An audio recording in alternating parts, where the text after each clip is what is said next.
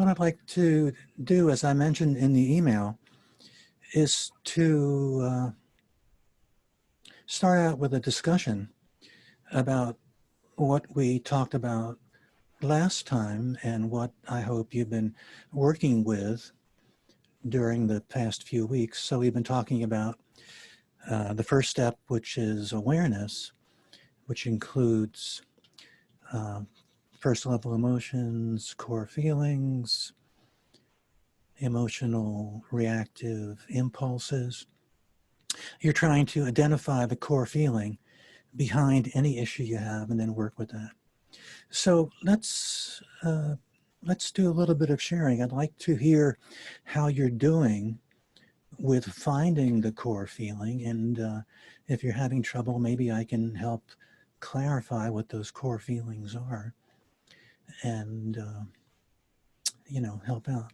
So anybody who wants to share, just jump in. And remember, what we're doing is a group therapy session. So basically in group therapy, you spill your guts, right? So don't be afraid of talking about what's going on with you, what's really important for you. If this group continues, as I hope it will, with people coming back each time, you'll get to know each other and we'll form a community, which is what I'm really hoping for, that will continue to build and attract people. So, okay, so I know I wrote to you and told you about my sinus that I had, which is cleared up, but I've had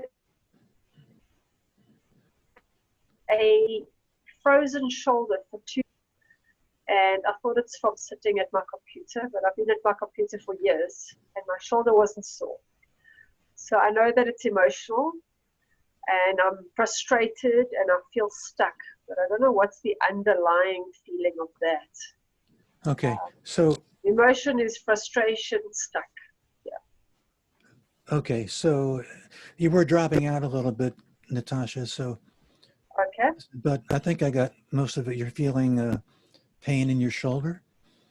Yes. And it's recurring chronic pain, and you haven't been able to get to any specific core feeling except just frustration. Is that right so far? Yeah. And you want to know how to work with that? Yeah. Yeah. Okay. So, yeah, that's a good thing to talk about. Working with body symptoms and body pains, chronic pains, is like a division of the emotional clearing work. And it's very similar to what I think is Vipassana, because in Vipassana, if anybody's familiar with that, what you're basically doing is sitting in meditation and inviting body symptoms to come forward, body feelings.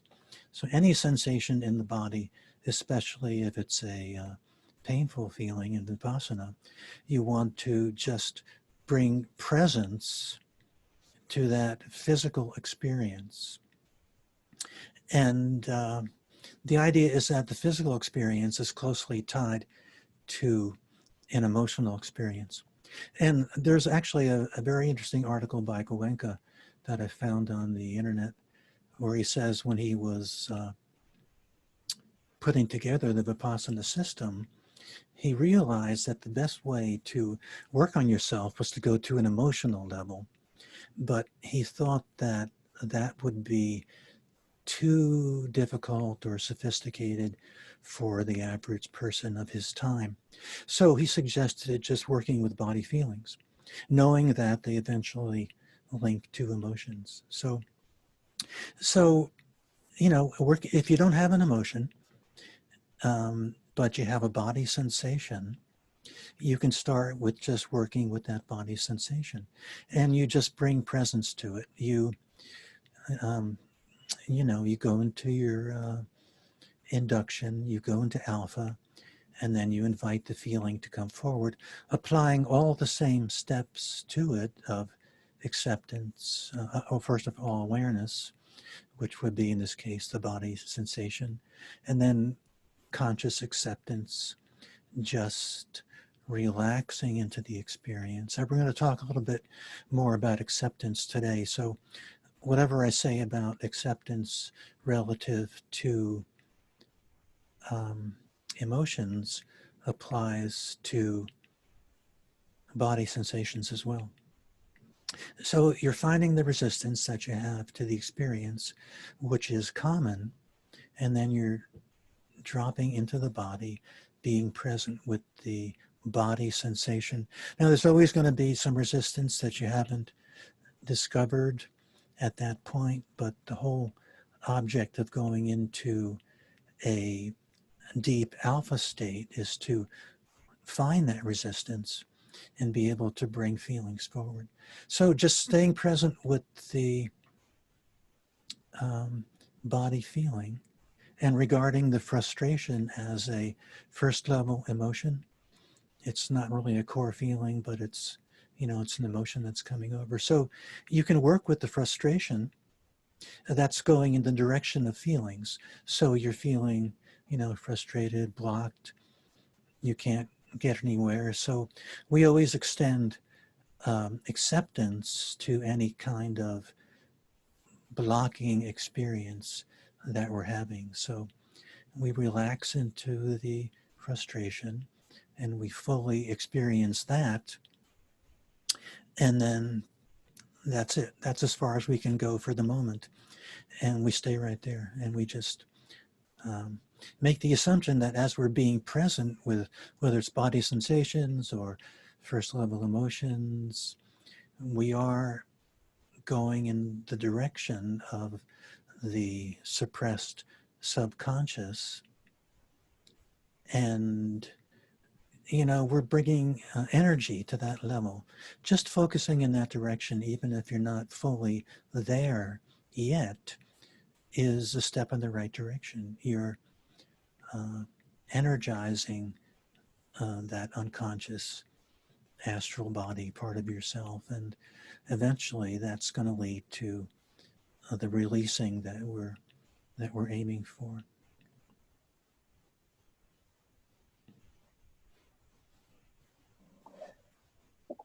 I would like to speak. Okay, Aruna, go ahead. Yeah. Of late, from the past, I think around from the past 6 months or maybe a little more, I have developed this super sensitivity to noise, specifically from certain sources. Like, say, for example, if there are some noises coming from the top floor of the house, like maybe some people living above me, so like that kind of noise, like it creates a lot of uncomfortable feeling within me. So as it is, I'm sensitive to noise, but however, I've become super sensitive to noise.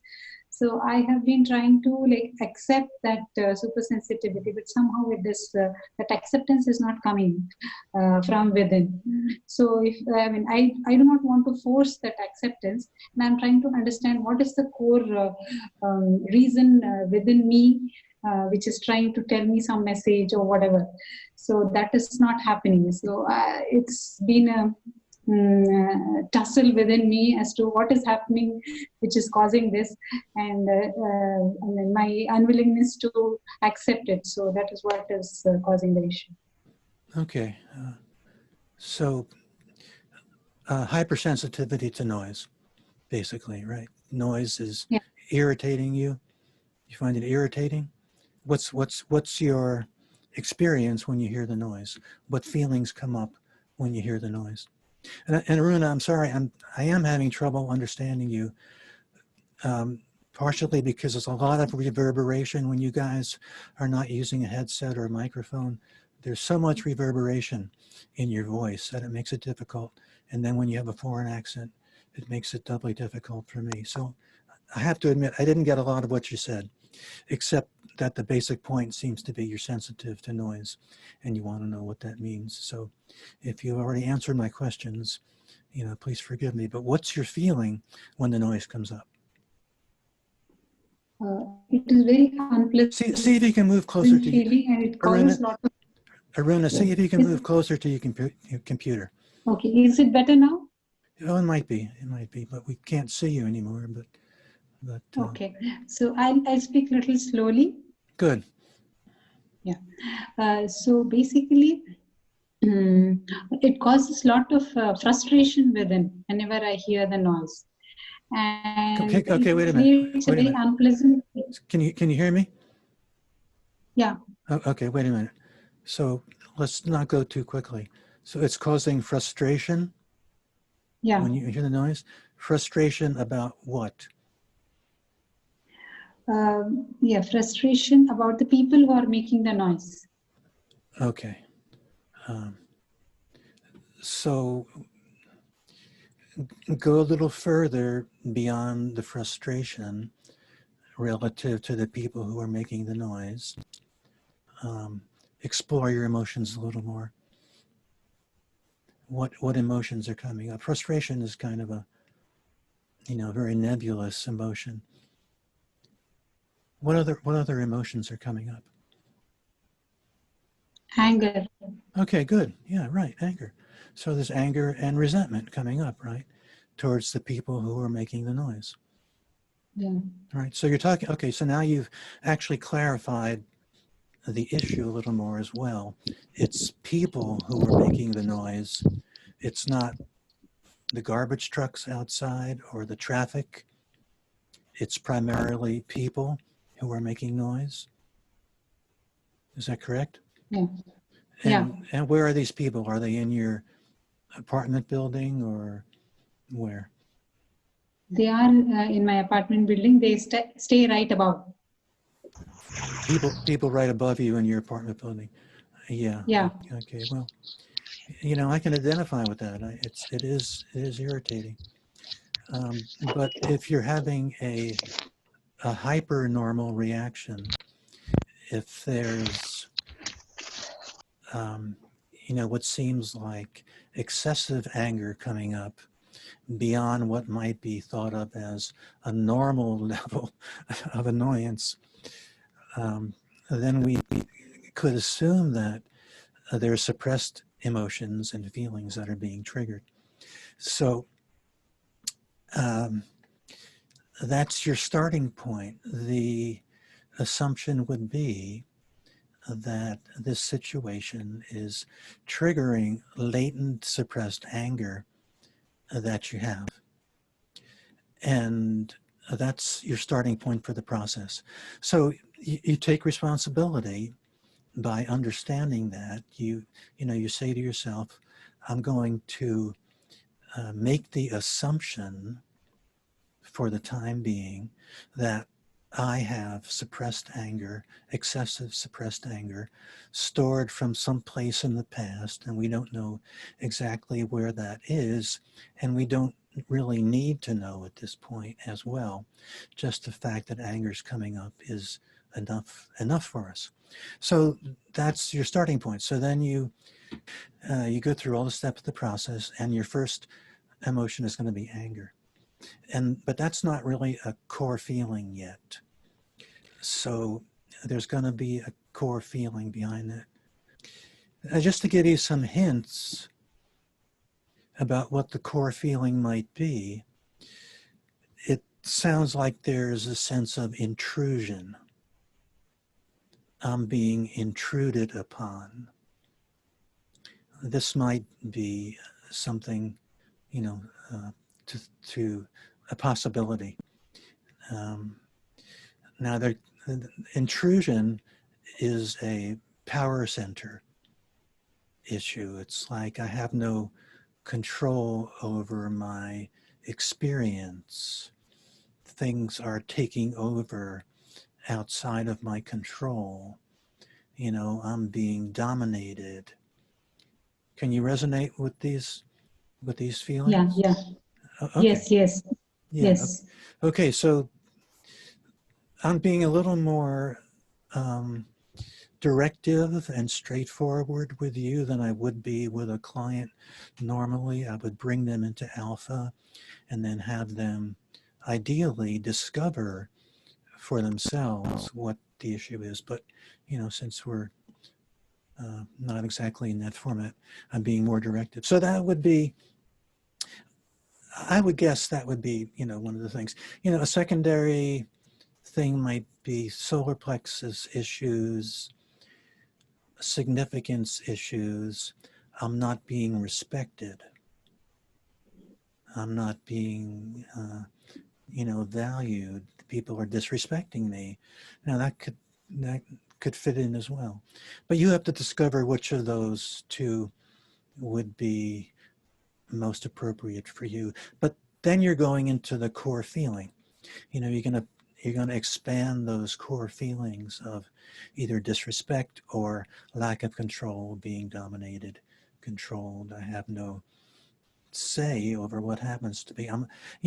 When you're in the negative control center, this is the second center in my schematic of the 10 chakra system, right in the bottom of the body, in the perineum. When you're in that center, you're unconsciously moving into victim status. You're feeling like, you're a victim. These people are doing this and I have no control. So, and that can be unconscious. So it's like you want to shake yourself out of being a victim by taking responsibility, which I talked about earlier, and assume that the feelings are coming from within, and then you go into your core feelings. So that's what I would recommend. Yeah. But thanks for sharing. What you said is. Yeah. I'm sorry. What? No, I said what you said is very much appropriate. That is what I'm feeling. Sorry, I just didn't get that. Just speak more slowly. What you mentioned about someone disrespecting me and trying to dominate over me is what I'm exactly feeling within. Okay. Remember, those are two different centers. Disrespect and domination are two different chakras. So you can bounce between them, one to the other, or it's whatever's coming up for you. So as long as you're going in that direction of opening to feelings and being present and allowing the feelings to come up, it's all going to help and lead to the releasing that you want. But, again, I would say this to everybody. We've all got these major issues, and we come into this lifetime with these major issues, and they're not going to evaporate overnight. So you don't want to start to think that if you just meditate for a couple of days or a week, you're going to, remove these things automatically. They do take time, and in a way, just relax into the experience and see how it develops for you. And if you're going to keep coming to our meetings, you can check in next month or a month and see if something is happening. But for me, it's always just a matter of how effectively are you applying the steps of the process, or what is your capacity to apply the steps of the process. And if you're not moving forward, there's something wrong with the way you're applying the steps. And that could be what we could discuss here and figure out here. So, okay, great. Thanks for sharing. That was excellent, as well as Natasha's. Those are both excellent issues to talk about. Is there time for one more? Sure. Yeah, go ahead, Lori. Yeah, I would. For me, let me just bunch in. For me, the most important thing is the one-to-one and the sharing. And I don't care if I give my talk or not. I can give it on a video, but I want to develop the community and the personal sharing we have. So if we spend the whole hour bullshitting, that's fine with me. No problem. So go ahead, Laura. Yeah, there's no rush. So I feel like I keep coming up against this, and I'm always conscious when I ask about this, not to sound like I'm blaming, but so often when I work with a feeling, whether it's anger, or which seems to come up most frequently, and trying to get below that, it's stuff around my mom. And lately I feel like it's constantly this sense of grief around not having had a mother figure, just having had a mother that was just emotionally abusive and very distant. And it's, I've dealt with anger and sadness, but then I feel like there's this grief, like to not have known that experience in this lifetime. And how is that the core feeling, is just now working with that grief around? No. Okay. Okay, good. This is great. This is a great thing to talk about. So you've identified it with a mothering deficiency, right? So this is the navel chakra. The two major chakras are navel and solar plexus. So navel is the mothering center. Solar plexus is the fathering center. I'm going to keep talking here.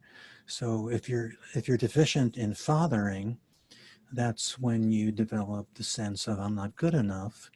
If you're deficient in mothering, that's when you develop the sense of emotional neediness. Can you identify with this sense of emotional neediness? Well, interestingly enough, I feel like I identify more with what did you say the father was? Emotional. Well, the father is approval. The father gives approval. The father reflects approval back to the child so that the approval, instincts are allowed to develop.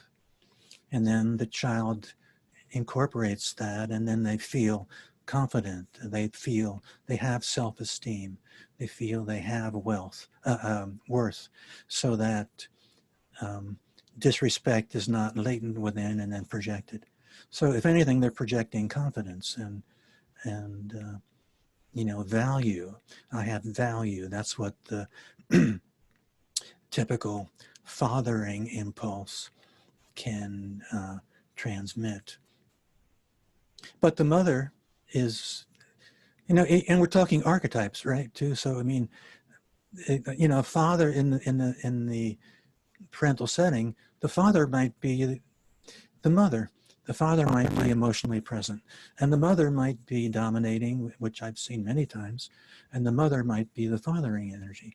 So, got to factor that in as well. But so when you think about, so grief is certainly a first level emotion, if not bordering on a reactive emotional impulse. Let's say you've got the let's say you've got the first level emotion here, and then there's the core feeling here, and then there's the reactive emotional impulse here. So whenever you're going in, I didn't reverse on the screen, whenever you're going in that direction towards the reactive emotional impulse, you're going in the wrong direction. You're going into acting out. So grief is like going in the direction of acting out, although it's still a first level emotion. So if you have no feeling beyond the grief, you can sit and process the grief, but that's by no means a core feeling. And then what are the other emotions you mentioned besides the grief? Well, I mean, anger is always where I start. Yeah, right. So anger is absolutely first level emotion. And anger is, again, based on the assumption that you're blaming that person for not doing something for you that they should have done. So you realize you had a deficient mothering experience. Now that in itself is significant, to realize that you had a deficient mothering experience. And do you understand what I'm saying? Because not many people, if they're not psychologically attuned, will not recognize that they've had deficient mother, deficient father, they've got deficient heart. They just explode. They don't know why. So you're on the road But anger presupposes that you're blaming, that you're not taking responsibility for what you bring into this life. That's why I go through such pains in my writing to emphasize projection and how it results from subconscious energies that we bring into this life. And then that attracts the parents. So we have, you know, you've got built-in mothering deficiency right into your astrology chart. I know I would see it if I looked at it. It's what you came into this life with. You attracted this mother who acted accordingly, and then you responded accordingly. You weren't able to develop as ideally you might want to, but we all have areas where we don't develop ideally, you know. But blame is presupposed on, you know, giving away your responsibility. It's again, victim status. So you're a victim, right? You're a victim of your mother's deficiency because you don't take responsibility for the negativity that you come into this life with. So this is we're still talking awareness, right? Intellectual. But you can see how far awareness starts to go. We're now starting to get into the subtle levels of awareness that we never really talked about last time. So this is, you know, really great to talk about. So, okay, those are suggestions to you on an intellectual level. Start to assume, recognize, research that you brought these energies, deficient mothering experience, into this life. Try to allow that to ease up on the blame and the anger.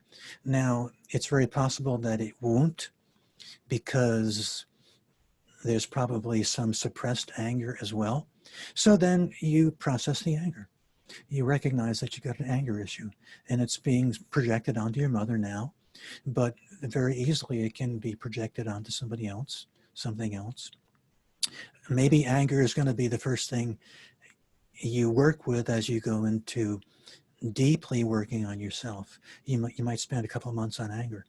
You know, you have to meditate, go into the alpha state, go into the body, bring up the anger, apply presence to it, feel it in the body, don't react to it, allow it to just circulate in the body, experience the release that can come from applying the steps. And like I keep telling everybody, this is such advanced work. Not only do you have to have the capacity for meditation, which means, you know, sit on your butt for 30 seconds without looking at the phone, you know, so who can do that today? Okay, so work with anger. If that's coming, whatever feeling is coming up strongest, work with that for the next month or two. Let's say it's anger, but drop blame, take responsibility, let the anger come up. And then grief is, you know, kind of like a poor me thing. Poor me, I never had the mothering I want. That's why I'm saying emotional reactive impulse. You have to get past the poor me and take responsibility. So seeing that might allow grief to diminish to a significant extent, but maybe not, maybe because you've got suppressed grief, you know, which you could be projecting onto other things, relationship or whatever, everything. So then sit with the grief. Don't be afraid of the grief. And, you know, feel it, breathe into it, detach. It's all about detaching and witnessing. And then, so let's go to the core feeling. So now what do you think is the core feeling? Do you think it's this sense of emotional deficiency, emotional neediness, or what do you think it is?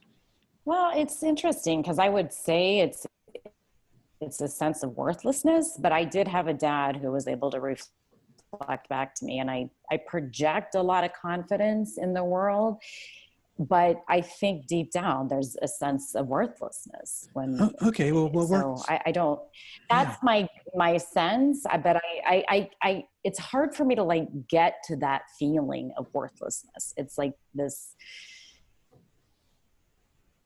Well, my okay. intuition tells me that's me all, but Your intuition tells you what? that there is a sense of unworthiness Okay. beneath it all. And I mean, Yeah. So, I don't know enough about the difference between the mother and father and what you're explaining, but I would guess that a sense of unworthiness can come from a mother who's not. yeah. There's always a lot of fluidity in all these feelings, and you're working with chakras, and you just take whatever comes up.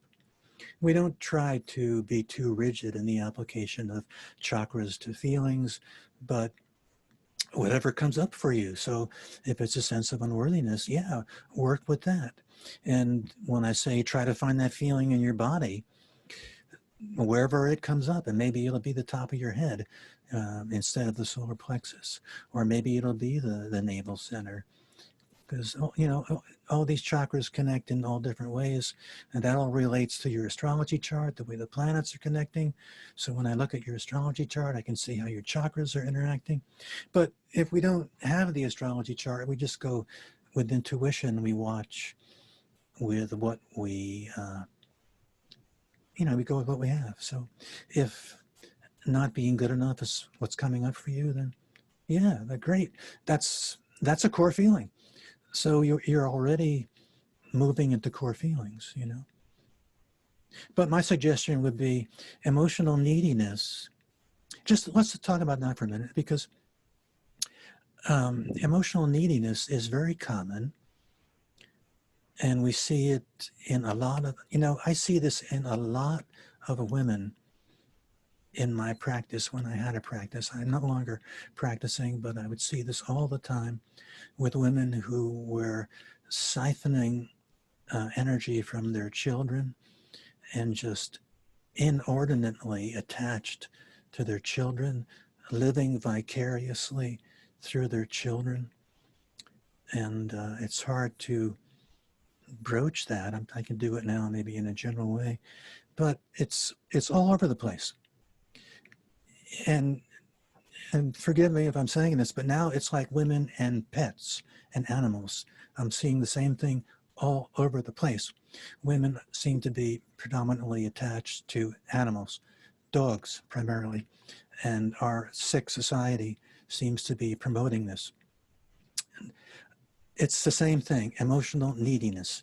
So then you have a child, you have an animal, you become dependent, you're neurotic regarding this issue, and you don't realize it. You think it's only loneliness, and I have to, have somebody around me. It's all just addictive dependency. So I would suggest looking in the direction, I don't know for sure with you, I'm just throwing out things to, give you possibilities for everybody. So there can be addictive neediness, emotional neediness that's acting out in ways that you're not aware of yet. And maybe it takes somebody like me to, be bold enough to throw out a few crude comments to wake people up. But that's the way it works. So emotional dependency. And then let me just throw this in regarding therapy. In traditional therapy, it's a lot of different forms of therapy, of course, but the most traditional form of therapy, I believe, Helen, why don't you jump in on this, is where where the therapist provides what the client was missing in childhood.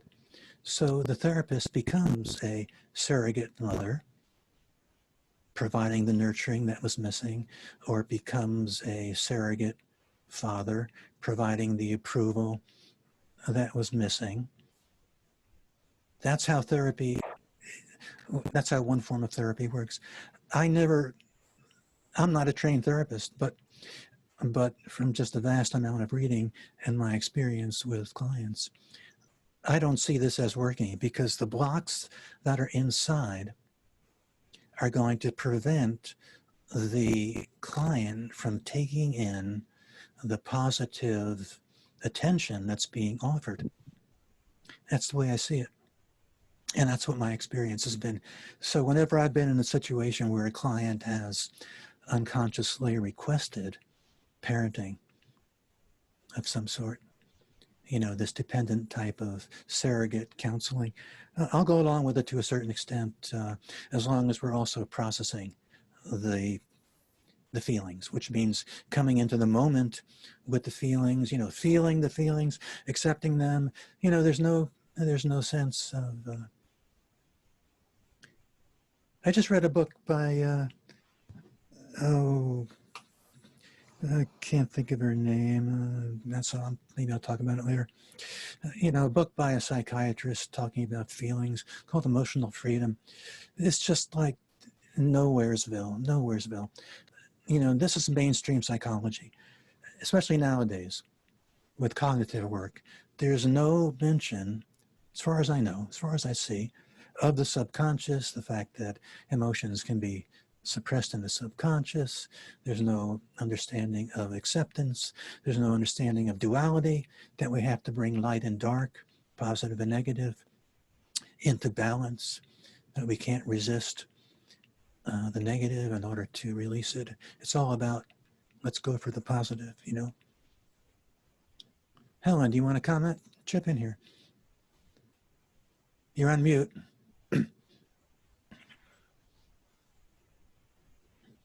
I thought I'd come in. I don't know if it's okay.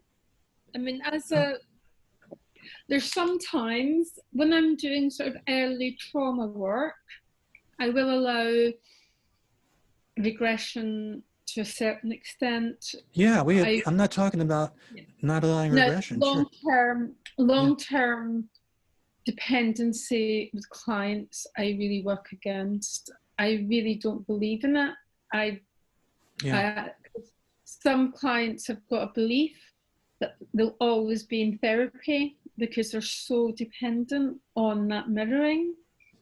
And I do everything I can to work in the opposite direction. When I'm doing very early remembering of memories, I will allow it, but I always work on the independence and the emotional independence of the person. Yeah, so absolutely, we're in like 100%. And when I feel a client's becoming really dependent on me, I'll really work with it to try and get them moving and get them independent again. Right. Yeah. Okay, good. Thanks. Laurie, we're still talking. Go talking. ahead. Yeah, sure. Go ahead, Marie-Therese. Yeah, I could. Every time when I start to feel into my body and to get a little bit of contact to my emotions, I got nearly always something like a feeling in my chest, like fear. But this is not dependent on nothing. I couldn't. Maybe it is a little bit fear for life. I don't know. But it is difficult to get through this because, and sometimes I feel that when I stay with it, it just comes forward. It gets more, but I have no clue where it comes from, where it goes, what it is. Okay. Good. Okay, this is great. These questions really give me a nice springboard to start ranting. So, okay, so let me rant off on another fine point about the work we're doing. So what are we doing in this work? Okay, so the book is called Emotional Clearing. The new book, which I keep plugging, is called Deep Clearing, which I'm going to be telling you all about soon. We assume that there are suppressed feelings in the subconscious which account for the neurosis that we experience. Neurosis means unreasonable acting out and expectations, post-traumatic stress,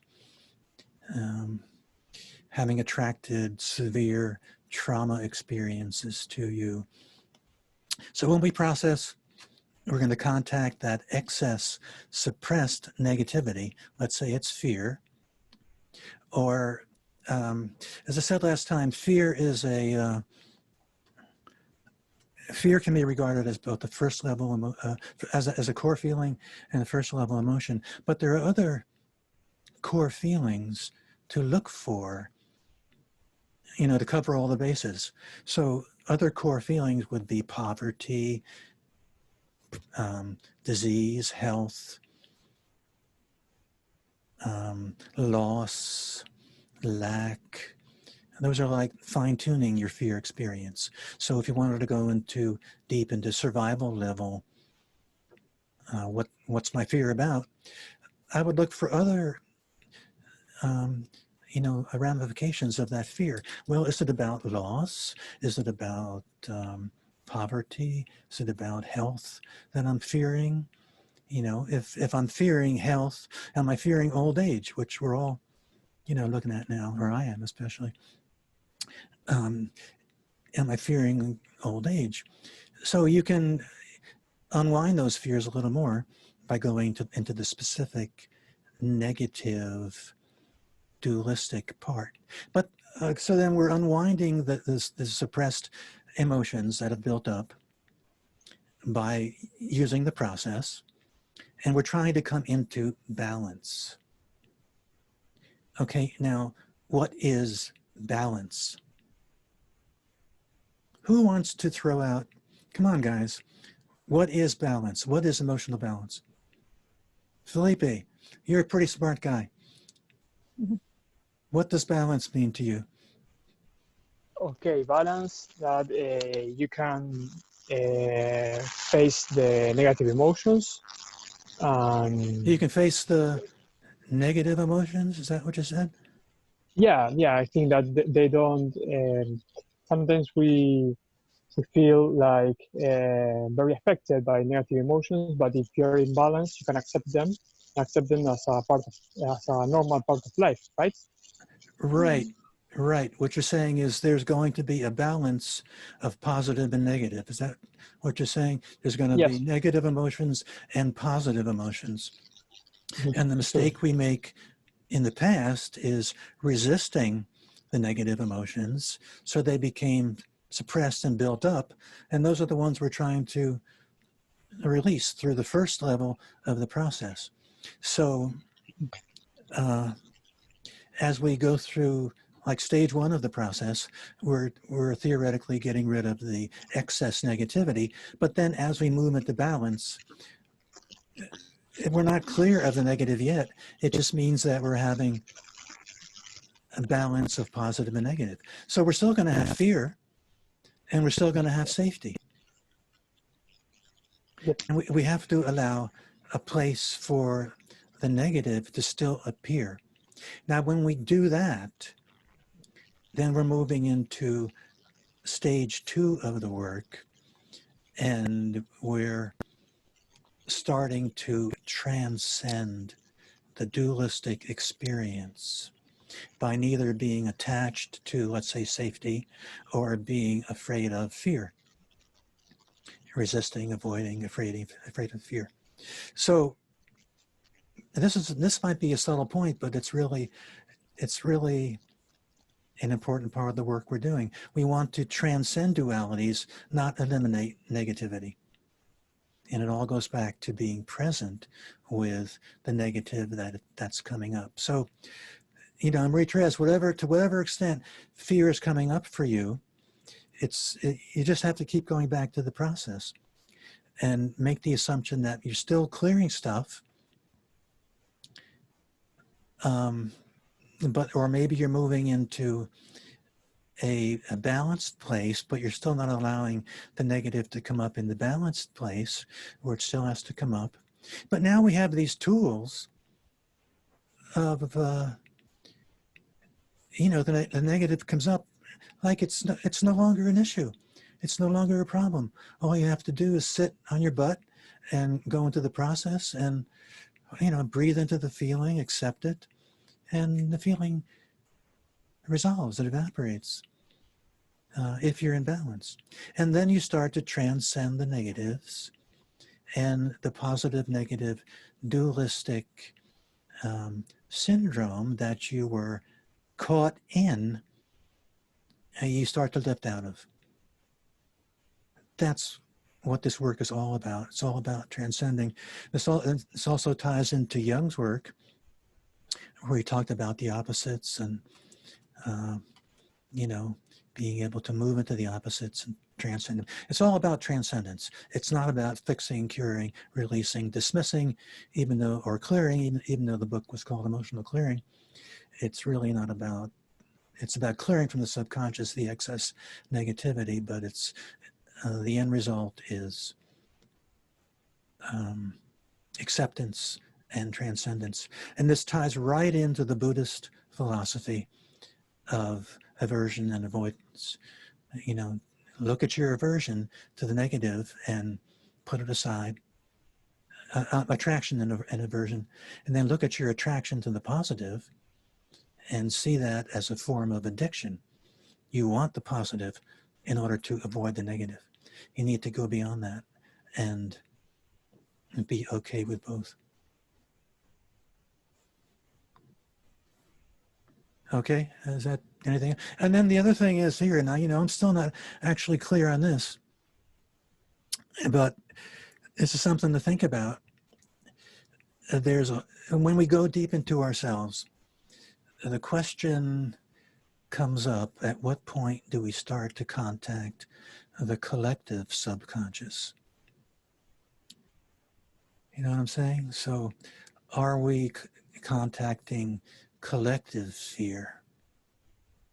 Because there's so much fear in the world. The world is being run by fear today, right? Everybody realize this, all this bullshit that's going on. It's a complete scam.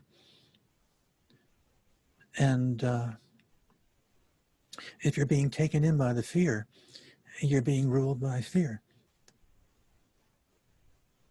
So do we tie into collective fear? To be honest with you, I'm a little unclear about that myself. But my response to that is just protect yourself. We have the induction steps where you're bringing in the light, you're forming the protective shield so that you're processing your own stuff and not the stuff of the world. If you happen to be an empathic type of person, you might be opening to the world, collective emotions more than you recognize. So you want to, take that into account. You don't want to do that. And that would be like if you're working with a client, do you take on their stuff?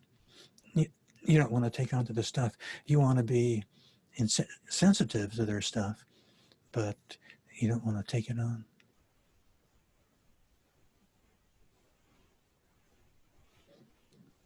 Okay.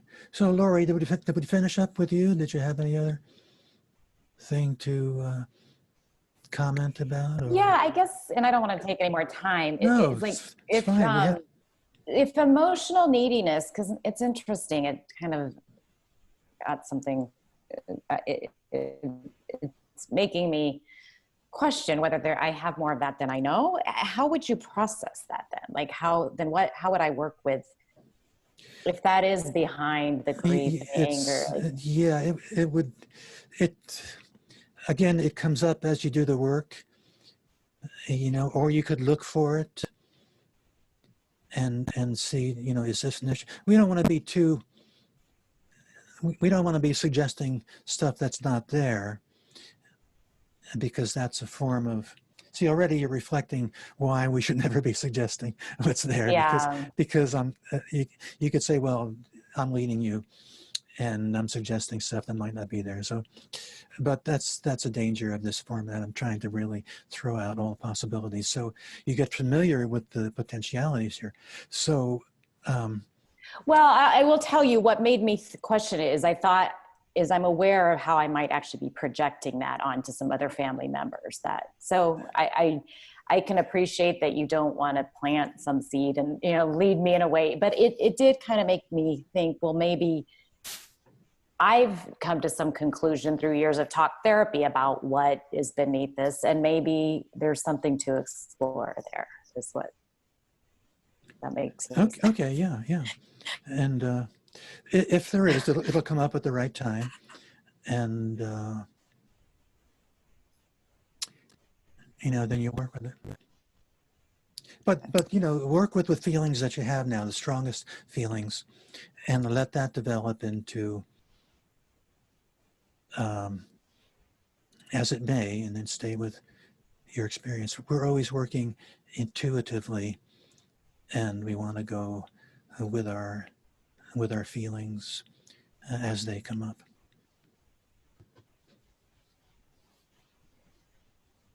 Okay, great. Anybody else want to jump in?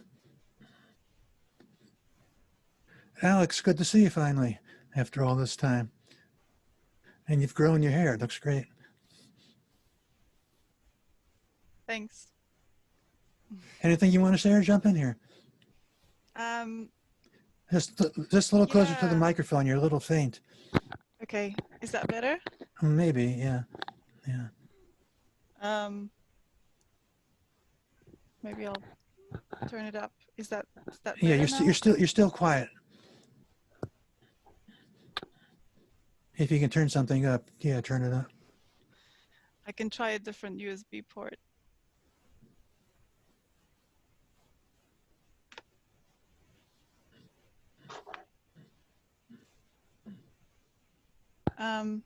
Okay, well we can hear you. It's just still quiet. Oh, that's better. Okay, so it's nice to be here. I finally sort of found the time, because Sundays are not always best for me, but it's nice to be here. Yeah, I know. Yeah, it's for me the personal work has turned into what's going on in the wider world, and there's a lot of fear and confusion for me that I'm trying to process, and I still keep thinking about how much of it I'm creating. So whatever is going on outside, which obviously there is a lot going on, is it something in me that is creating the outside circumstances? Okay, or good. am I just tuning into this? And I have a lot of darkness that I carry with me all the time. I'm quite aware of it. So then it feels like, is what's happening on the outside just a projection of my own dark stuff? Because I do feel attacked. I feel, it's obviously not the virus, because that's a complete bollocks, but Oh yeah, well, it's glad you agree. Yeah, it's what's behind it, and I feel like right. how much of the darkness is me, and how much is actually people trying to instill a totalitarian regime that I find frightening. Right. With forced medical procedures and it's really horrible. It's this is what Marie Therese was bringing up last time as well. The issue. It's this ties into what I was going to talk about, acceptance regarding circumstances in the world, and the circumstances around us, and now it's these horrible health issues and so on. We don't want to apply acceptance to the external circumstances. When I say acceptance, I don't mean accept what's going on around you in any event, especially when it's harmful or dangerous. But I believe the same principles can be applied to your experience. If you're being triggered on the inside, then I believe you need to take responsibility for those feelings. You know, it's like I'm hardly being affected by any of this. You know, in fact, I'm up here in Virginia for the summer. I've been here 3 weeks now. I'm not watching any news or YouTube or any TV, nothing, zero newscasts. I've cut everything out. I used to be really in tune with what's going on, and it's like, I don't miss it at all. You know, see if you can do that. See if you're capable of cutting out the news, you know, because there's an addiction to the news. But I believe that we still have to assume that what we experience is triggering what's on the inside. Maybe with the slight caveat that, well, am I bumping into the collective negativity here? And we're not sure about that, but maintain your aura so that you're protected individually and work with those feelings. It's a tremendously challenging time. But you know, if you can view it as a tremendously challenging time, as part of the Kali Yuga, I put up that Kali Yuga video last month, if you saw that, you know, I mean, don't forget that's where we are. And we're dealing with certifiable, genuine, I believe, satanic, demonic, dark forces that are now coming into play. And it has nothing to do with Christianity or stuff like that. And that's what we're being faced with. It's a challenging time, but if you make that assumption that it's challenging, then it's a challenge that we accepted when we came into this world. And it might be, you know, quite unique in the history of the world. So I probably believe we're moving into 1984, you know, in that direction. It seems like we're going with AI and so many people are into AI. I mean, just they're into their cell phones, and that's the next step to implants. And it seems like there's no escaping it. And but how will that impact the world? You're dropping out. Just so if, say again. You know, if we're part robots, that's out of the question. Like, we won't need. How will that affect the emotional clearing work when we're part machine? Oh, who knows? I just know I don't want to become part machine. I would think it's going to be you know, a disaster. And you got people, you know, like Ray Kurzweil. And I'm a musician. I have Kurzweil instruments, which I just love. They're fantastic synthesizers. But he's the guy behind, he's the genius behind the AI movement, you know, and he's talking about, in case you guys aren't up on the YouTube stuff, you know, YouTube is like what the Globe used to be 20 years ago, these newspapers you get in the supermarket, you know, where this is what's happening. This is what YouTube is like now. But a lot of it is true. And Ray Kurzweil was saying by 2030 we'll be into AI, and he believes that there's no life after death, and he wants to live forever in a physical body. I mean, that's the consciousness, and I believe him when he says that. I don't think he's making that up or just performing. They believe there's no life after death. I mean, what could be absolutely more ludicrous to anybody who has psychic sensitivity? You know, that's what they're imposing. But and we have to, you know, I mean, those of us who came up through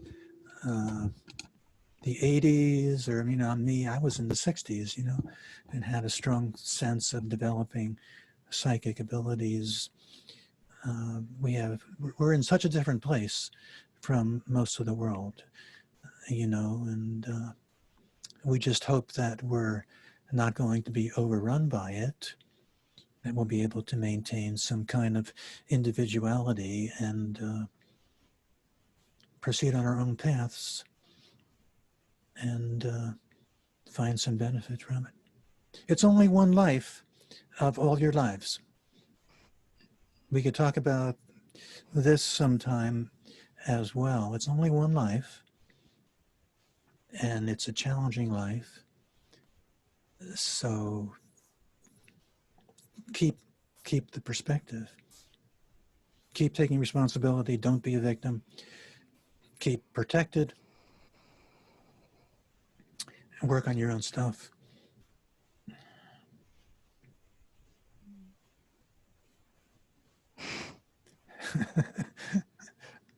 Okay. Anything else? No, All right. nothing more to add. Good to see you. Likewise.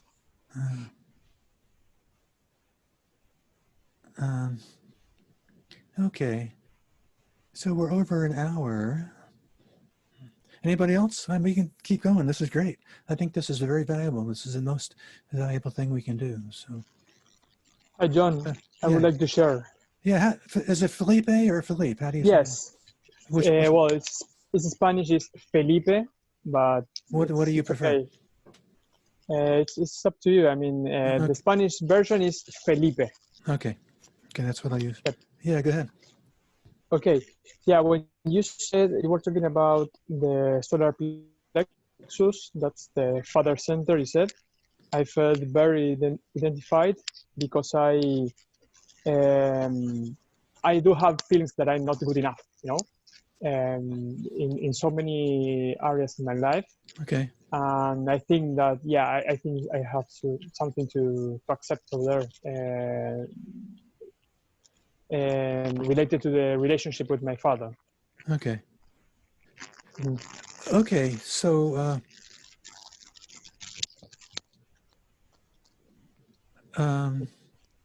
let me just start with you know, after we hung up last time, you know, I'm not actively pursuing things, but ideas keep jumping into my mind. So when I spoke with you, I remember I mentioned that I suggested you see your experience with your family as a projection, right? And I wasn't sure if you understood what I meant, but does that ring any bells with you? Do you know what I'm talking about when I say that? Yes. I understand. Okay, it's like your family is giving you this flack that you're a failure or you're not good enough or whatever, and then you said, well, that's their problem or something like that, right? That was your initial strategy, but I would not advise you to allow that to be your strategy, and because that's kind of a denial of what's happening inside yourself. There must be some sense of not being good enough in you to have attracted that format and then to be reacting to it sensitively. Right.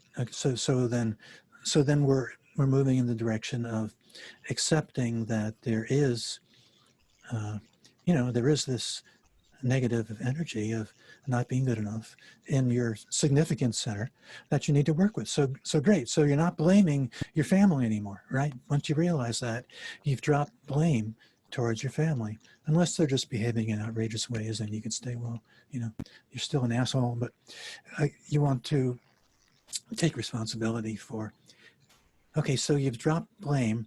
Now you recognize you have to work on what's coming up on the inside. So, okay, that's your starting point.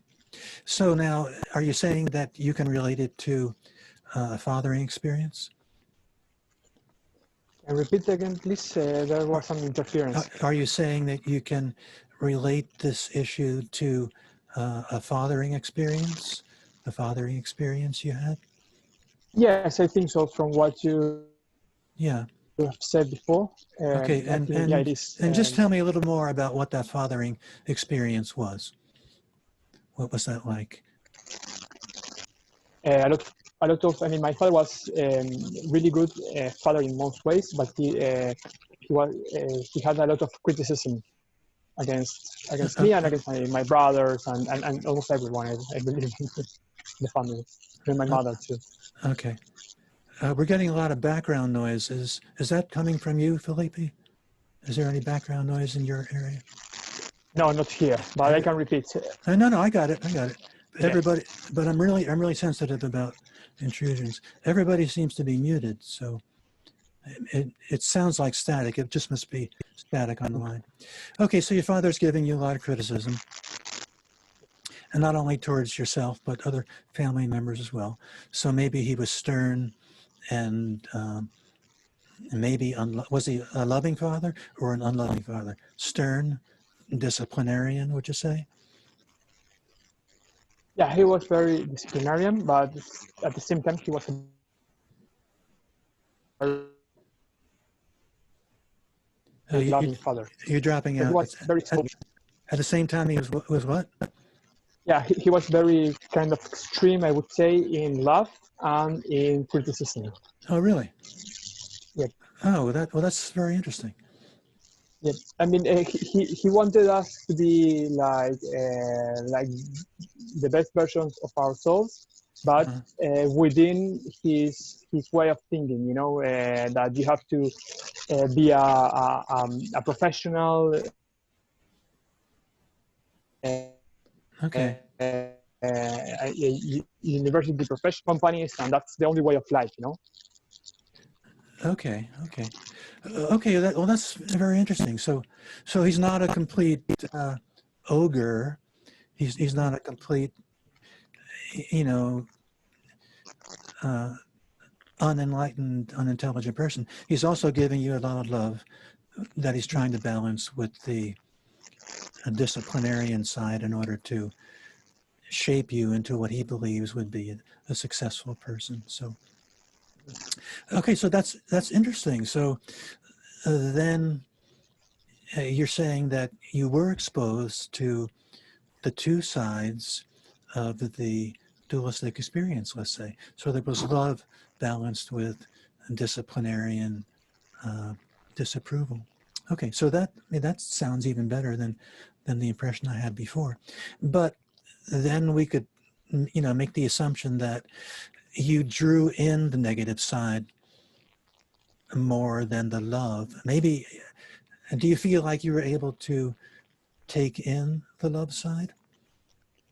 Yes, as well. But yeah, I think the most important impression I got was the disciplinary side. The negative side. Okay. So well, that's good that you're able to take in the love side as well. So there's a duality there. So I think that's very interesting. So you can work with this duality, that it's balanced in this way. Let's call it love and criticism, or approval and criticism. That's a valid dualistic experience to work with.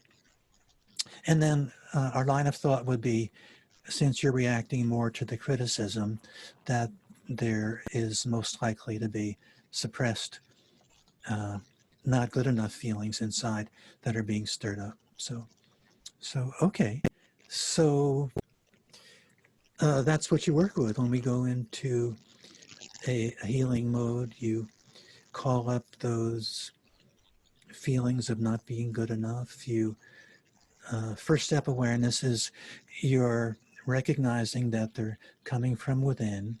You're not blaming your family or your father anymore, and that's a huge step, part of awareness. You're no longer seeing yourself as a victim.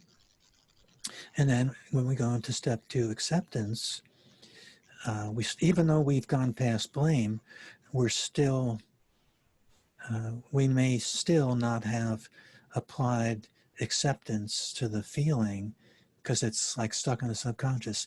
We can still be resisting that feeling of not being good enough. So we have to consciously find that feeling of not being good enough, and then open to it and, work with it. Now, if we were to if you were to say spontaneously go into a regression um, and see yourself with your father. That's workable, doable. So you would see the experience you're having. Maybe he's being loving 1 minute. Maybe he's being cynical 1 minute. Maybe you're experiencing that as being very unnerving as a child because you don't know what to experience from him. It's like he's not, maybe you're experiencing him as not being consistent. You know, it's like he's this and he's that. So you can't really rely on any kind of consistent fathering energy, right?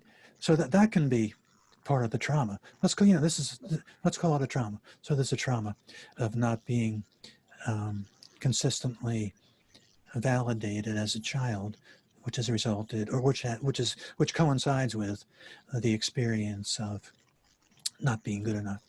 So these are all factors to put into the mix, but it's still all just a preliminary to going deep into yourself, into feeling the feeling that's deep inside you in the solar plexus. So eventually, and this is for everybody, you want to try to go into the body, and we're talking about solar plexus significance center. You want to breathe into that center, feel what's there on a body level as well as on an emotional level. Bring presence to it, direct experience, and then, bring in the higher self, the witness, which I haven't talked about at all so far, but I'll talk about that in the drill that we do. And that's your experience, and that's your process. That's what you would work with.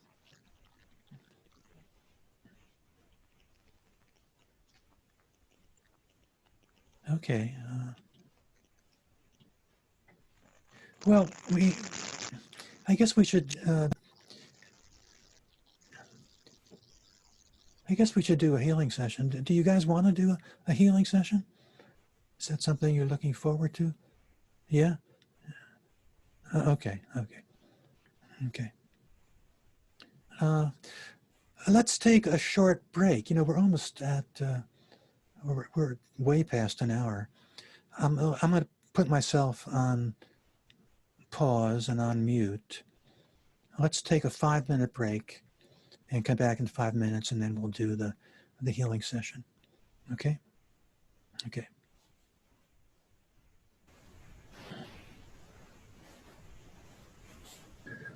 All right. So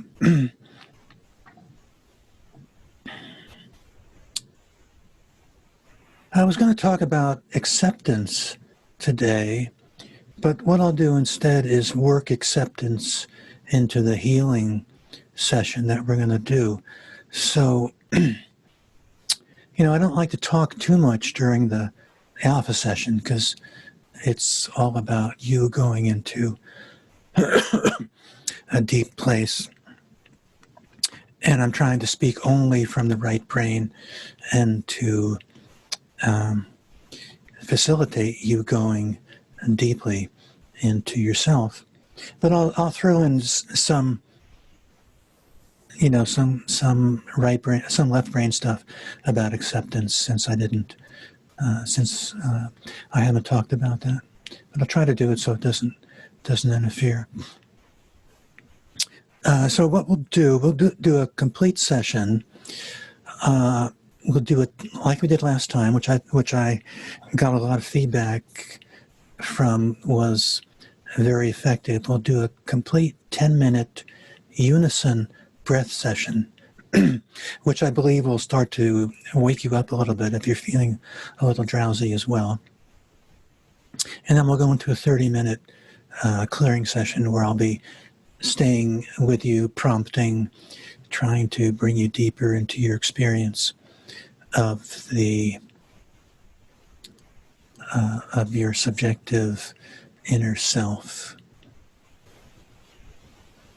So you're in a comfortable position. I would prefer that you're sitting up, by the way, but do whatever you feel is right for you when you're sitting up.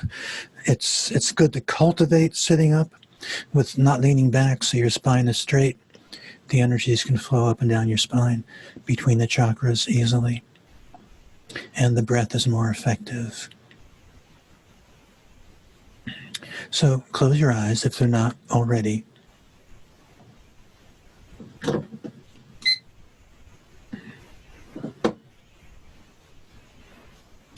And start focusing into your body.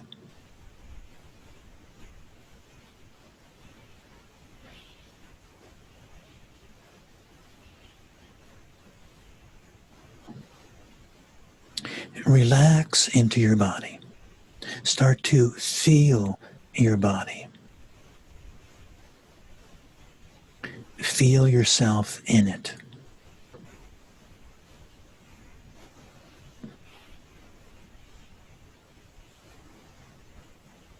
Just focus on the body in general for now. If there's any particular area that's calling out, we'll get to that later. But for now, it's just a general body sense.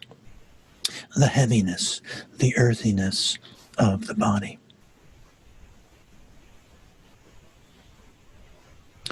Be conscious that as you connect to the body, you're shifting out of the left brain thinking mind into the right brain feeling body.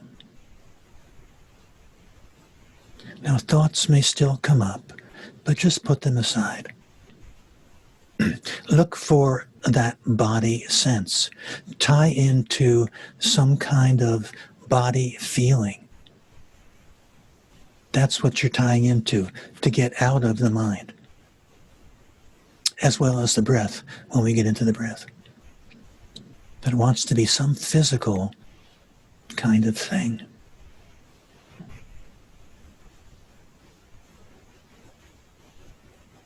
And drop all sense of striving.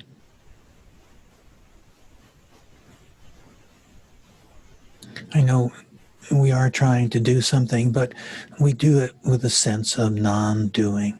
It's all about coming into the moment, not looking forward, not trying, just relaxing into the moment.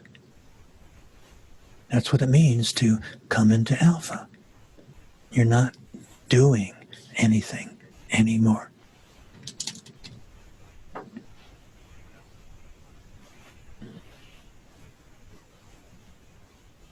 Now we're going to start the breath session.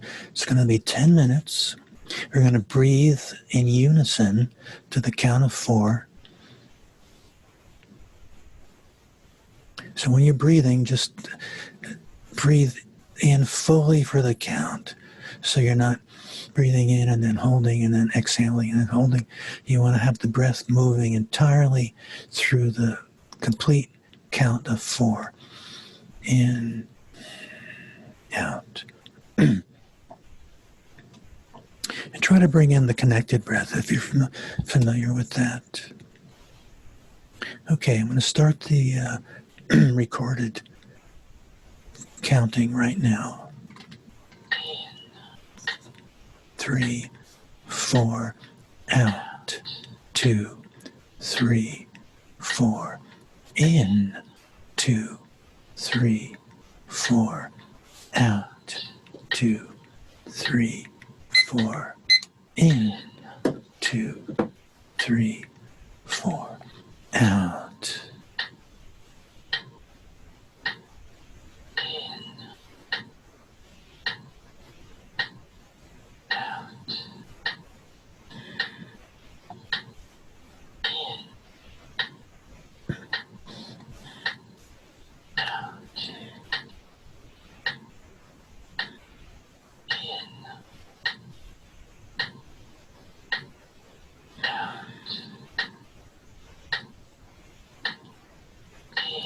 Smooth, easy inhale.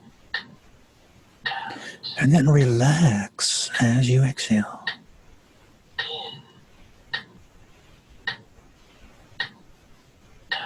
Now you're breathing only through the nose. try to keep your tongue on the roof of the mouth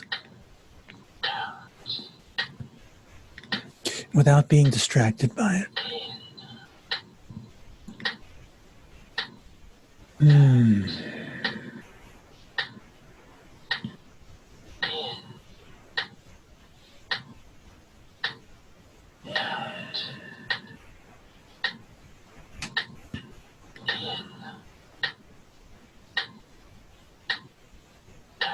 Relax on the exhale.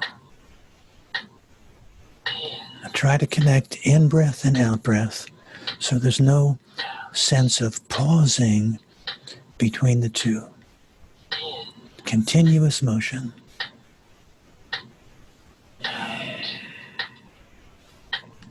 Now as you connect the in and out breath, that allows the prana to build up. Start to feel the prana building up.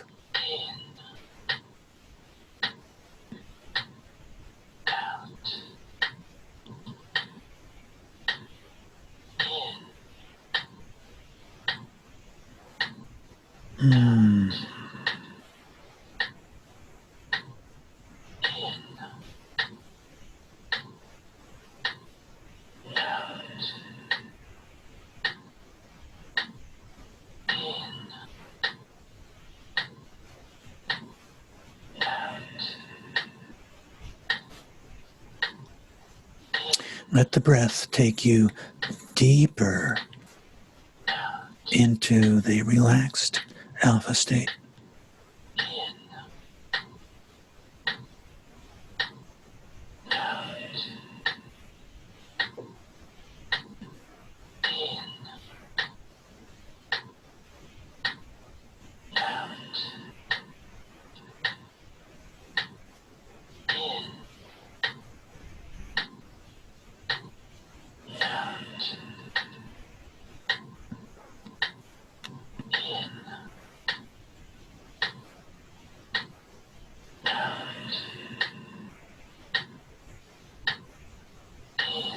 Feel yourself becoming more awake. The prana is waking you up.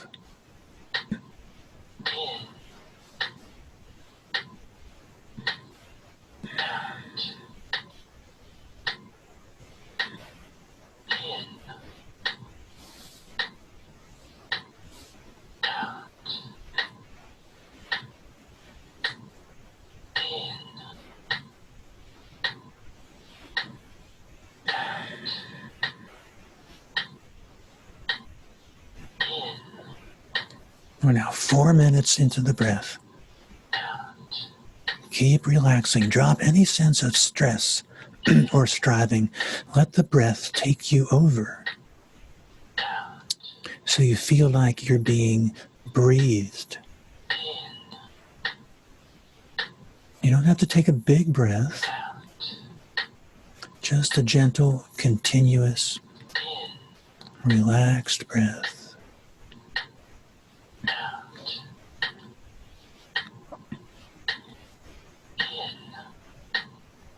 Now let's start to activate the healing energies. The first is the light. On the next inhale, visualize the light coming from above, entering the top of your head, and then going down to your solar plexus, where it forms a brilliant energy ball.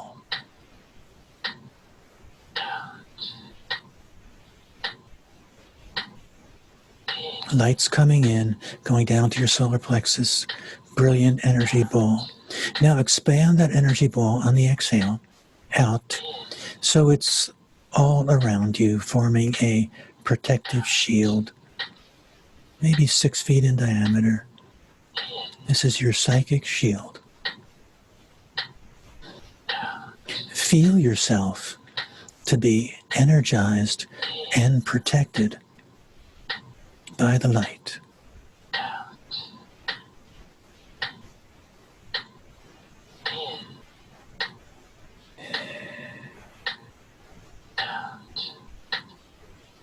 This is also your connection to the fathering energy that we talked about, the archetypal masculine. If you've got fathering issues, you might have trouble bringing in the light. And just be aware of that possibility. Evaluate where you are. Are you able to access the light?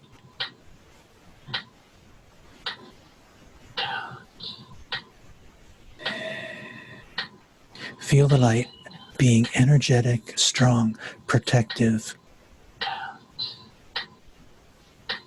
encouraging, and we can throw in approving.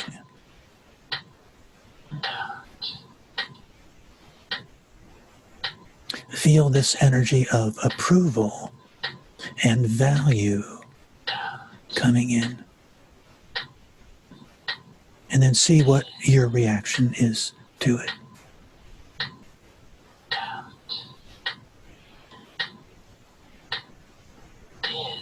Now, keeping the light in place, let's connect to the earth energy.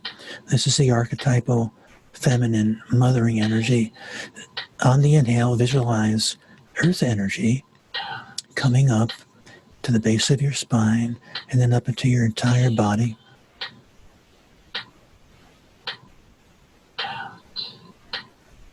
You can see this energy as being blue-green in color.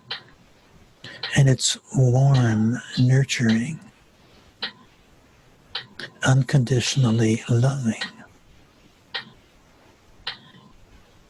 mothering.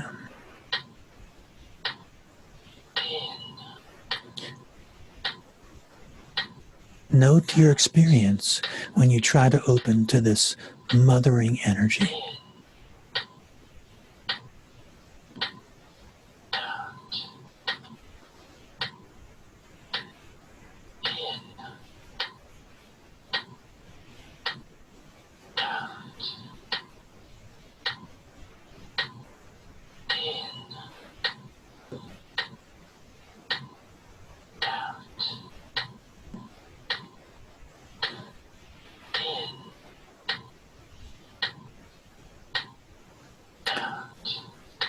Now let's go up to the third eye. This is the third energy point of our healing energies.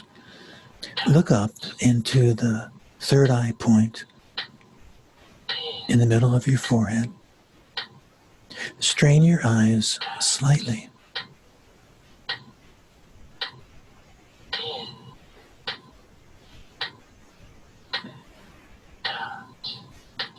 Keep looking up and feel yourself shifting over into an altered state.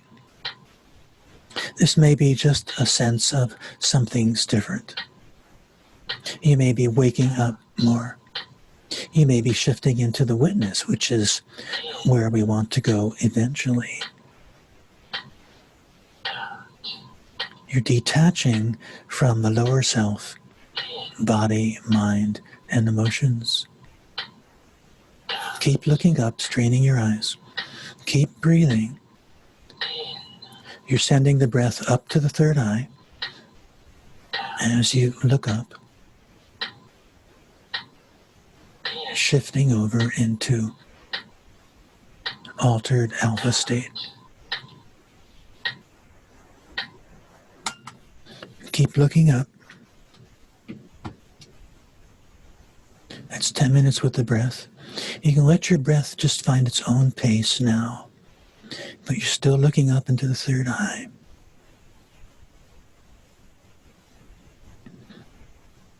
Shifting over into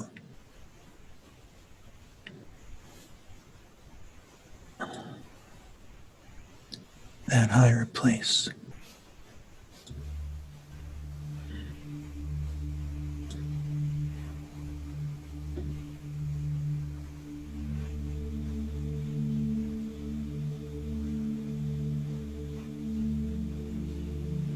Okay, you can lower your eyes now.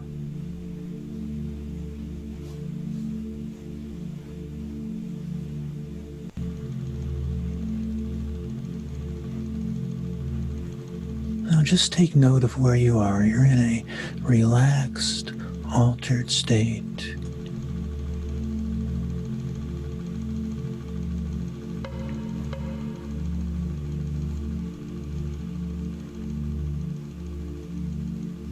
Now this is, of course, very similar to the hypnotic state. And you know, just from hearing about hypnosis, you can go back into the subconscious if you want to. You can go back into your childhood if you want to.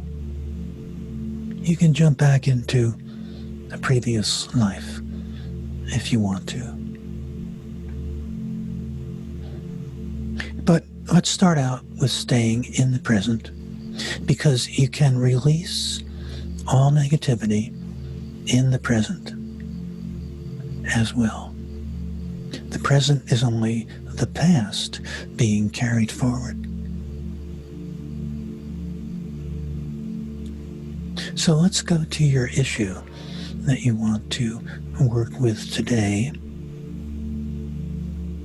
See yourself in any scene or setting that brings up feelings.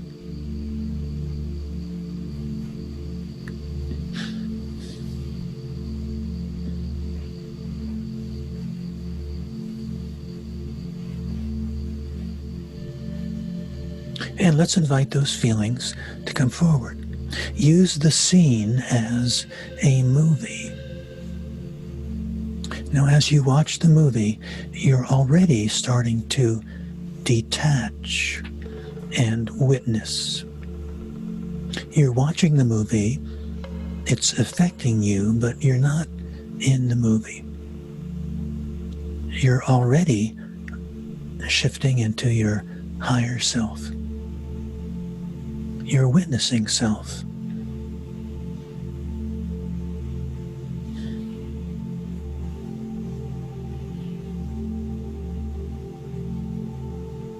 So let's invite those feelings to come forward. Now also, let's do a body scan.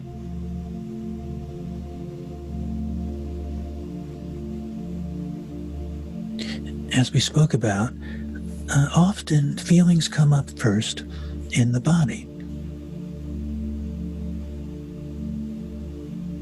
So scan your entire body and just take note of what's coming up. If there's any kind of strong body sensation coming forward, you can work with that.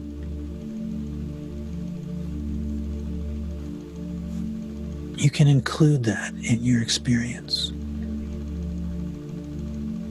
So now you've got or you may have the emotion. Now you may not have the emotion as well, but with whatever you have, stay present with it. If you've got an emotion, stay present with that. If you've got a body feeling, stay present with that.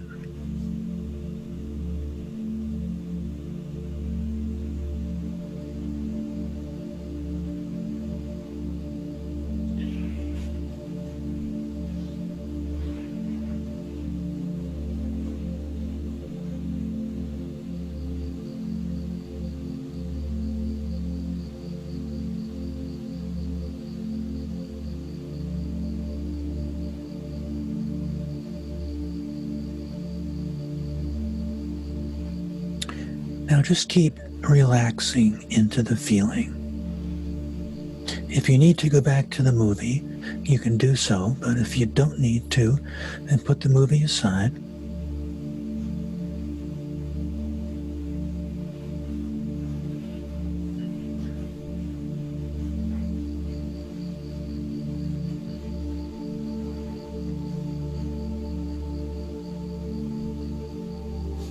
Stay present with the feeling. Now you're just starting to process feelings by extending unconditional presence to them. As you wake up and shift into the witness, you're just watching and experiencing those feelings.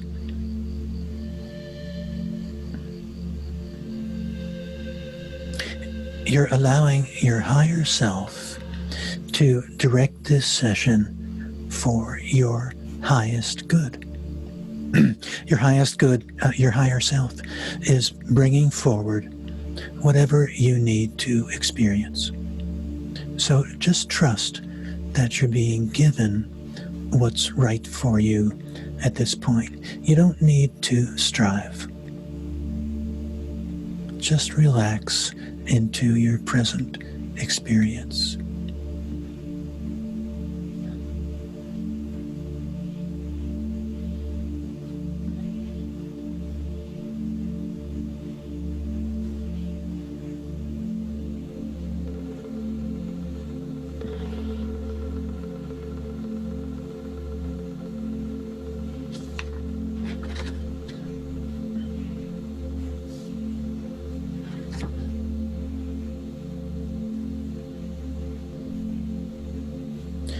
Now let's start to take this experience through the steps of the process.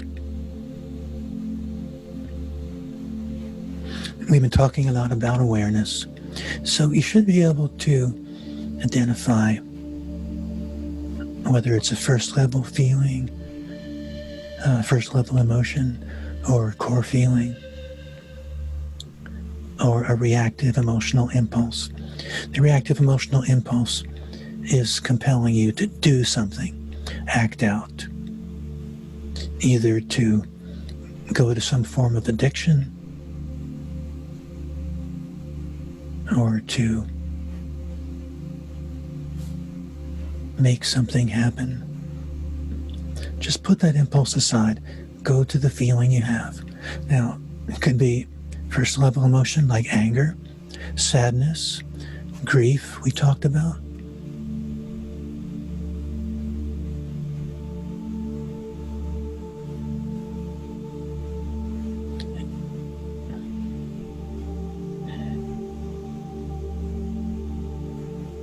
Or if you have the core feeling, you can go to that.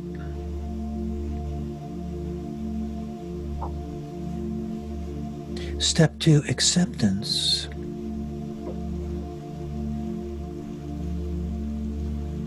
Now, the reason we need to apply acceptance is because the feeling never had that to begin with.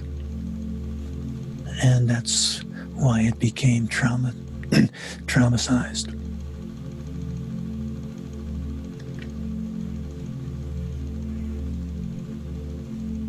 Find the resistance you have to the feeling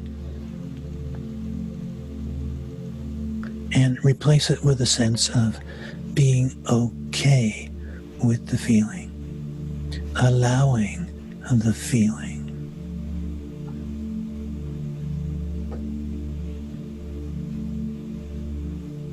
Relaxing into the feeling. Find the resistance, replace it with acceptance.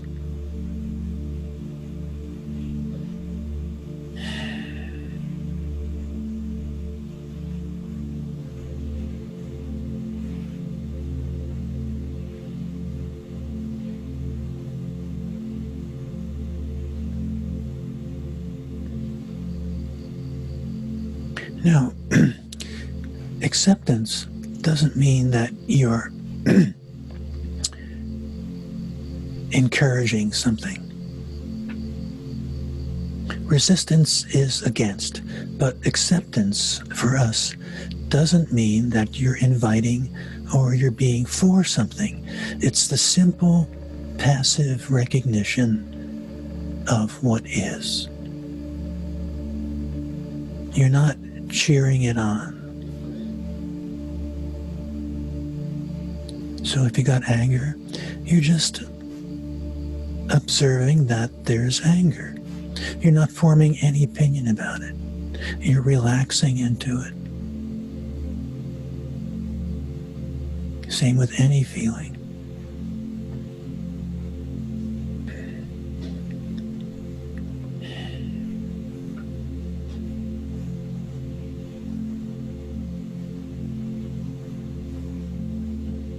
Step 3, direct experience. Now that you have put the mind aside, because the mind is the seat of resistance. You've opened the gate to the emotional experience. Find the emotional experience in your body.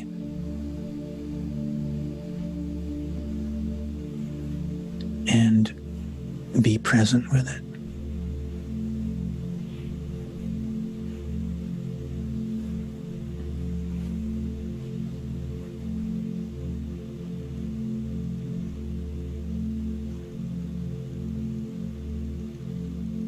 Breathe into that emotional experience.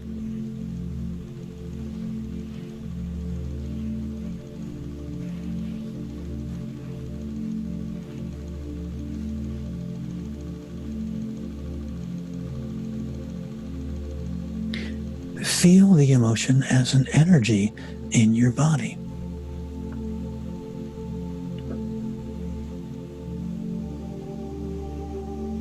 Now, this tends to happen when you start to really come into the moment. It's no longer a feeling or an emotion because your mind is on hold. You're just feeling a kind of sensation in your body energetically. Tune into that. Breathe into that.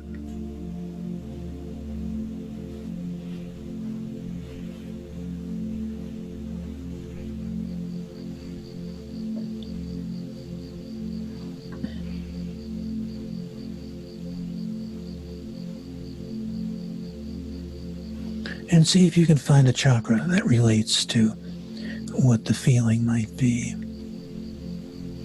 We've talked a lot about solar plexus, significance center.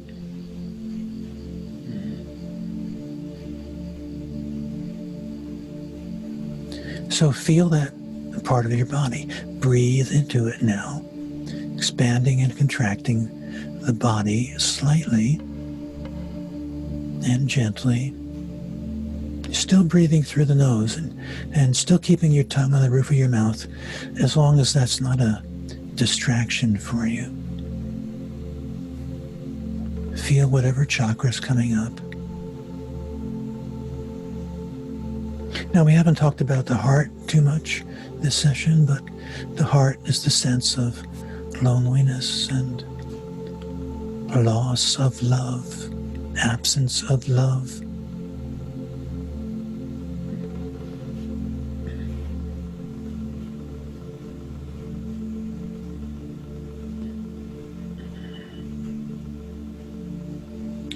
Or if it's a power center, which we talked about, that's at the bottom of the body, the sense of being dominated, controlled. I have no say over my life. Other people are controlling me. That's the experience to tie into, that sense of being controlled.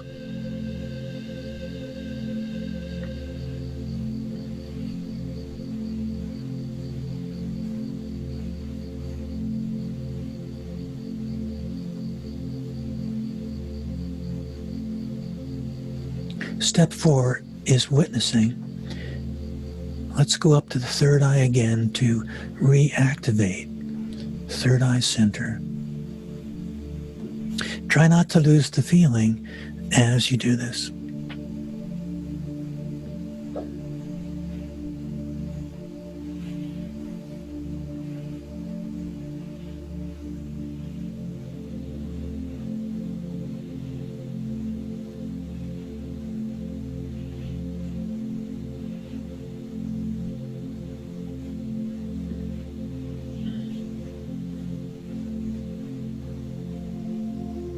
Feel yourself shifting over into the witness.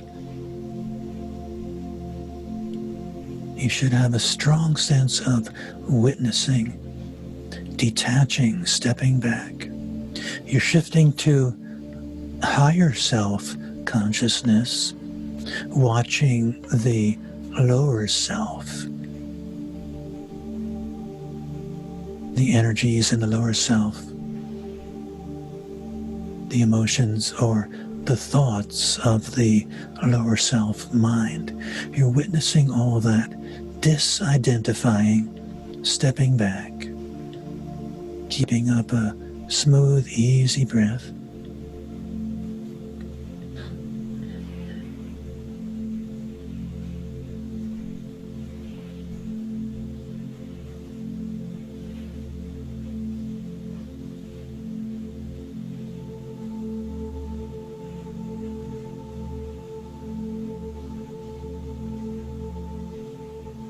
Lower your eyes now, but let that sense of witnessing linger on.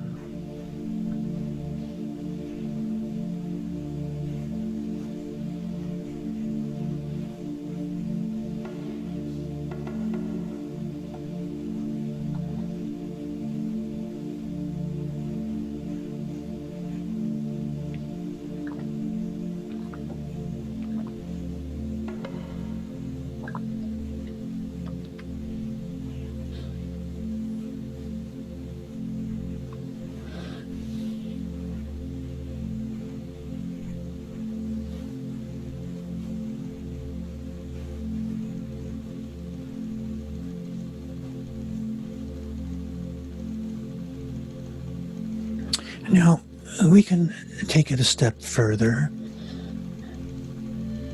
We talked a lot about childhood experience.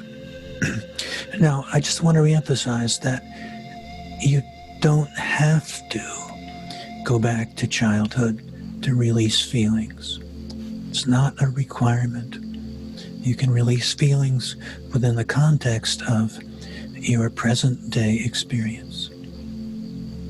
But if regression spontaneously comes up, then we honor that and we go back to that as well. So let's open the door for a possible regression. This can mean going back to any childhood experience or past life experience. And I'm going to speak to the subconscious now. I'm going to direct the subconscious, if necessary, to take you back to any experience of the past which has directly contributed to the issue you're experiencing now.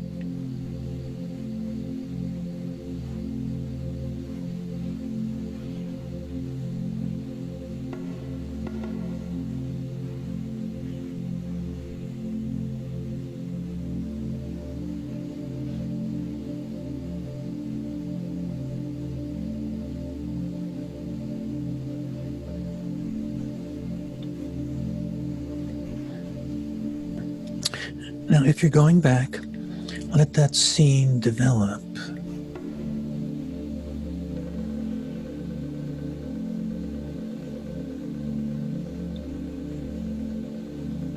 And again, it's another movie.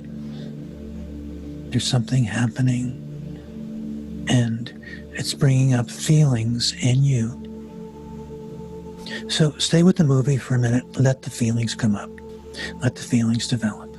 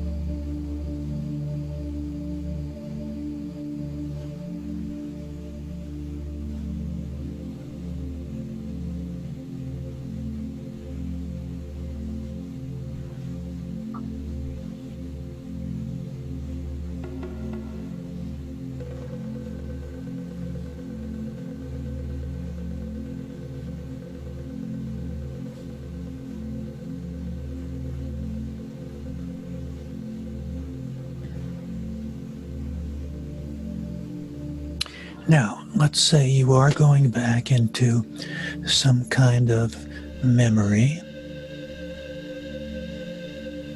let's take this experience through the steps of the process.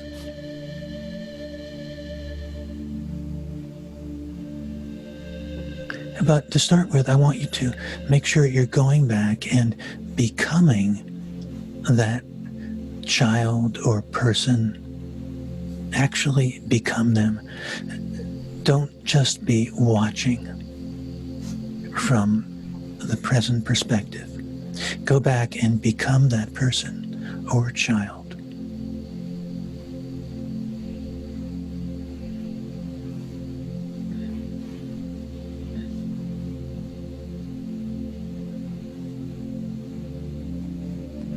And you're in that experience, and these feelings are coming up.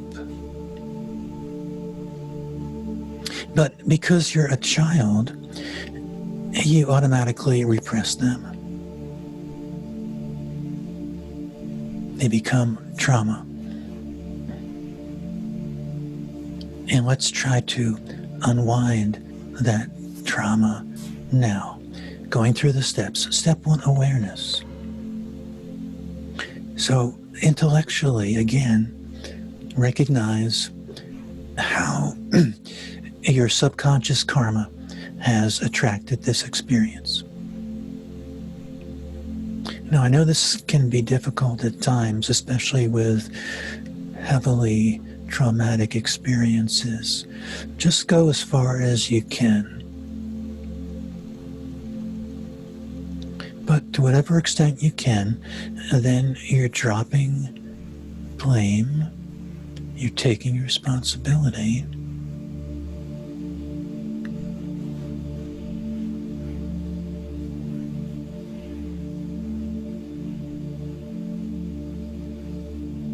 Now you can do this even if you're a child or another person from another time. And we are healing that other person in that other time zone. Step 2, acceptance. So same thing, look for the resistance. You just don't want that feeling because it's so painful.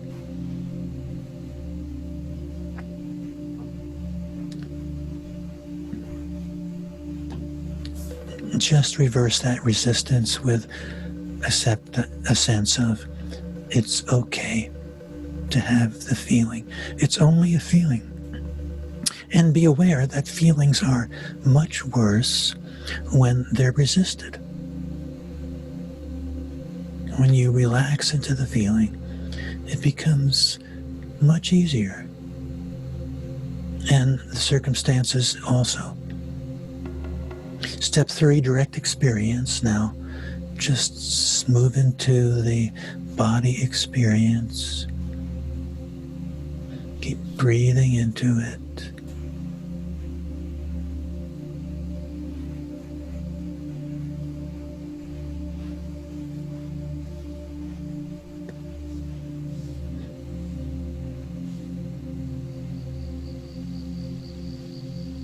And then go up to the third eye again. Step 4, witnessing. To step back and detach.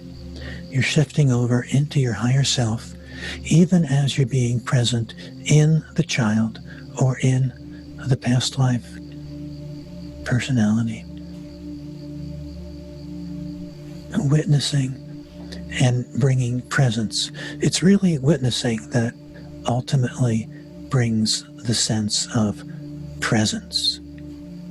That's where you can have the experience of presence. I hope you're having the experience.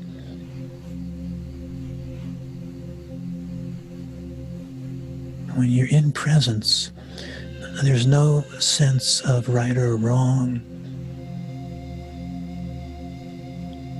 You've gone past acceptance, rejection.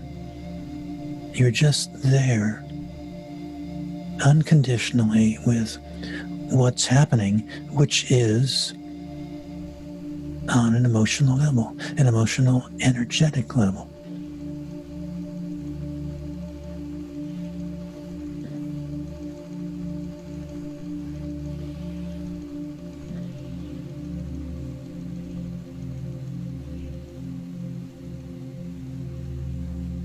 Remember, drop striving, just relax. Be present. Allow yourself to be guided. You don't have to do anything. Surrender to guidance. That's your higher self that's guiding you.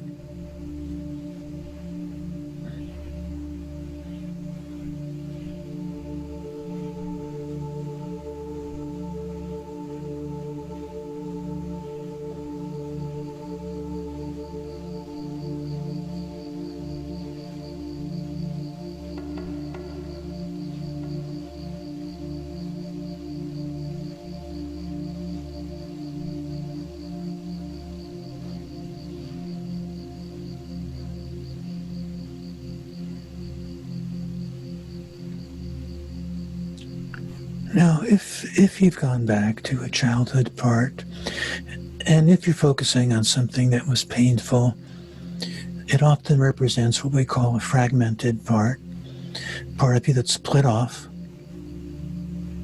and is encapsulated in this pain. But we're going to invite that split off part to come back. Now, this might be your sense of worth, your sense of validity, your sense of value, your sense of self-esteem. Let's invite that part to come back. And this only has any effect when you've been doing the work, when you've been doing the processing work. Let's invite this part to come back. And if there are any guides who can help us do that, let's invite them to come forward and bring those split off, fragmented parts back. Whether it's your self-esteem, your sense of value, your sense of self-determination.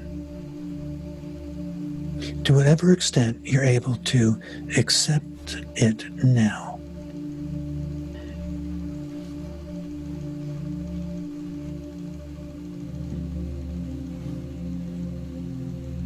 So see yourself. Let's end by see yourself with that split off part having returned, and you have abundance of that positive energy that was missing.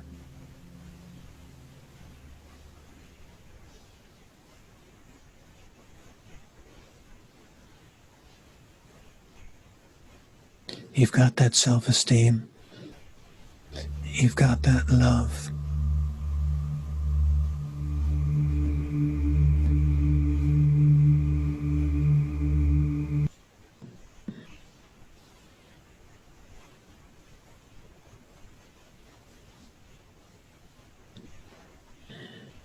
Now start coming back to the present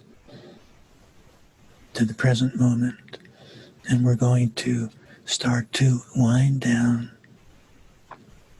Check in with your body again as you're moving back into normal consciousness. Close the door to the subconscious now.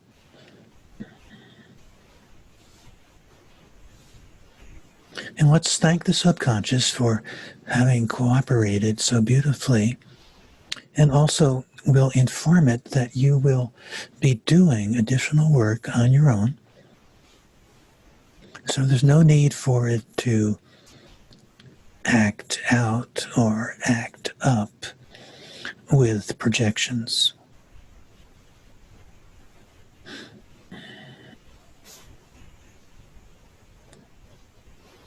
Get ready to start to come back to normal consciousness. I'm going to count you up to 5. When I reach 5, come back to normal. 1, 2, 3, 4, 5.